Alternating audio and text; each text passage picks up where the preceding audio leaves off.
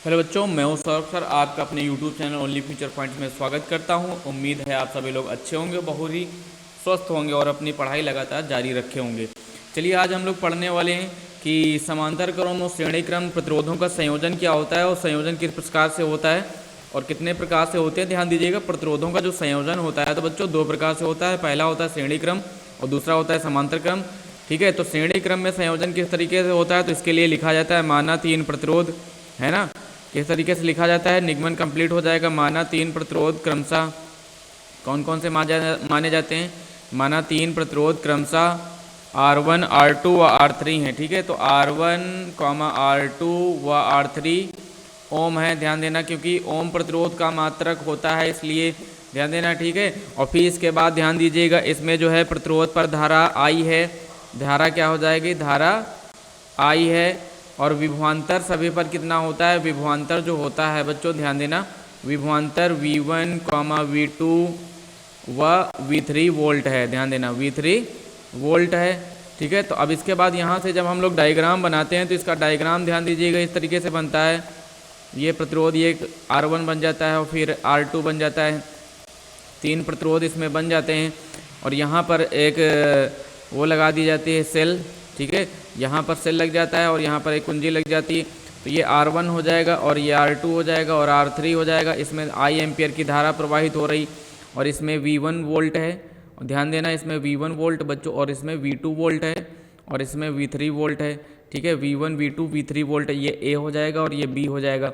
अब यहाँ से ध्यान दीजिएगा बच्चों, जो ये चीज़ें होती हैं तो इसमें सबसे पहले लिखा जाता है कि इसमें प्रवाहित कुल विभवांतर। तो कुल विभवांतर जैसे निकालेंगे ना, तो कुल विभवांतर हो जाएगा हमारा कुल विभवांतर। तो कुल विभवांतर हो जाएगा V बराबर V1 plus V2 plus V3। तो ये इक्वेशन फर्स्ट हो जाएगी। फिर यहाँ पर लिखा जाता है ओम के नियम से। किसके नियम से, ओम के नियम से। तो यहाँ पर ध्यान देना, ओम का नियम जो फार्मूला होता है V बराबर होता है IR। क्या होता है बच्चों, V बराबर IR होता है। अब यहाँ से हम सारी वैल्यू रखते हैं, पुट कर देते हैं।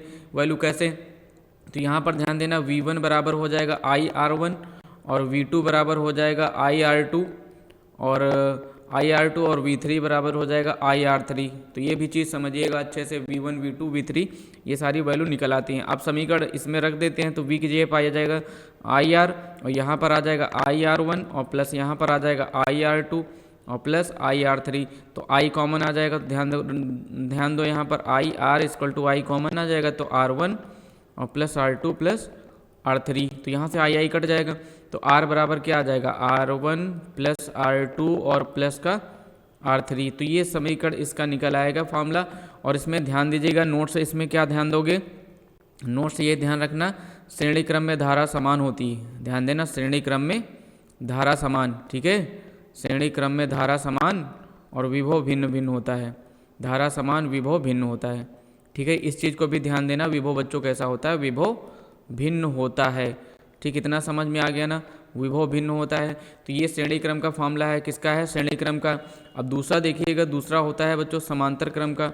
तो समांतर क्रम कैसा होता है, समांतर क्रम देखिएगा, समांतर क्रम में प्रतिरोधों का संयोजन जो होता है, समांतर क्रम में क्या फार्मूला होता है और उसका क्या निगमन किया जाता है, समांतर क्रम में प्रतिरोध, है ना, समांतर क्रम में प्रतिरोध। अब इसके लिए समझिएगा, सबसे पहले यहाँ पर डायग्राम हम लोग समझ लेते हैं। डायग्राम किस तरीके से बनता है, यहाँ पर जैसे मान लिया कोई A बिंदु यहाँ पर बन जाएगा इस तरीके से, यहाँ पर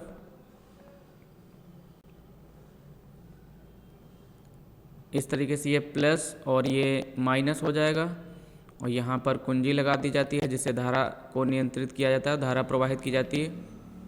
ये प्रतिरोध हो जाएगा एक और फिर यहाँ पर ये प्रतिरोध हो जाएगा दूसरा और फिर यहाँ पर ये प्रतिरोध हो जाएगा तीसरा। तो यहाँ पर ध्यान दीजिएगा, ये A हो जाएगा और ये B हो जाएगा, R1 R2 और ये R3। ठीक है बच्चों, यहाँ से धारा I प्रवाहित होगी। धारा कैसी प्रवाहित होगी, I एम्पियर धारा प्रवाहित होगी। और फिर यहाँ पर ध्यान दीजिएगा, बट जाती है सभी जगह, तो ये इसमें I1 हो जाएगी और फिर इसमें I2 हो जाएगी और फिर इसमें I3 हो जाएगी। I1 I2 और I3 ये एम्पियर धारा हो जाएगी। तो यहाँ पर क्या लिखा जाता है, माना तीन प्रतिरोध, वही काम पूरा सेम पहले वाला ही, माना तीन प्रतिरोध कौन कौन से, R1, R2 व R3 ओम है, क्योंकि प्रतिरोध का मात्रक क्या होता है? ओम। ठीक है, R1, R2, R3 मान लिया जाता है।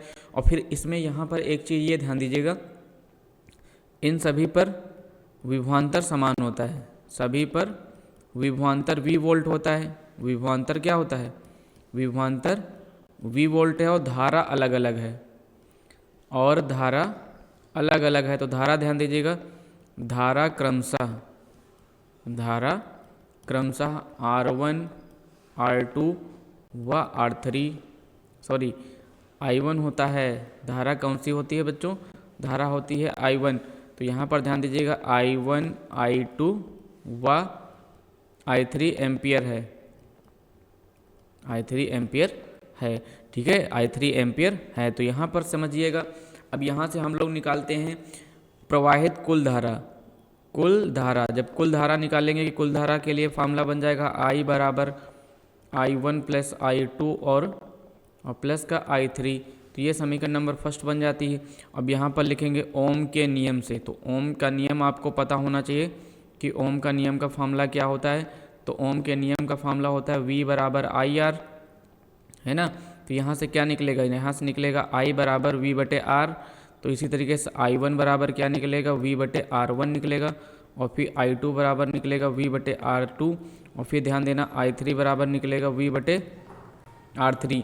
यहाँ पे यदि हम सारे मान रख देंगे समीकरण 1 में रखने पर, समीकरण 1 में रखने पर, जब हम लोग समीकरण 1 में रख देंगे, ध्यान देना यहाँ पर, तो यहाँ पर समीकरण 1 में रखेंगे तो यहाँ पर बन जाएगी बच्चों V बटे R और बराबर V बटे R1 और प्लस V बटे R2 और प्लस V बटे R3।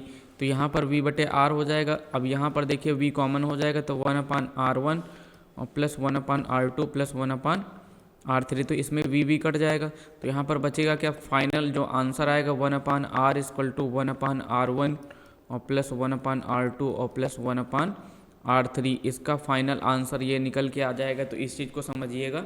और यहाँ पर ध्यान दीजिएगा, इस क्रम में समांतर क्रम में क्या समान होता है? समांतर क्रम में विभव समान होता है। ध्यान देना, विभव समान होता है। ठीक है, विभव क्या होता है बच्चों? समान। ठीक है, और धारा भिन्न भिन्न होती है। धारा भिन्न भिन्न होती है। इस चीज़ को भी ध्यान देना, भिन्न भिन्न होती है। ठीक है, तो ये समझ में आ गया, समांतर क्रम में जो है विभव समान होता है और धारा भिन्न भिन्न होती है। तो इस चीज़ को भी ध्यान रखिएगा। ये है हमारा संयोजन, जो प्रतिरोधों का संयोजन होता है, वो ध्यान दीजिएगा बच्चों। प्रतिरोधों का संयोजन हमेशा 2 प्रकार से होता है। कितने प्रकार से होता है बच्चों? 2 प्रकार से होता है, समांतर क्रम और श्रेणी क्रम। ठीक है, समांतर क्रम इसका फॉर्मूला ये बन जाता है श्रेणी क्रम का R बराबर, और ये समांतर क्रम का बन जाता है। ठीक है, वीडियो पसंद आया हो तो लाइक कर दीजिएगा, सब्सक्राइब और शेयर कर दीजिएगा। थैंक यू, धन्यवाद।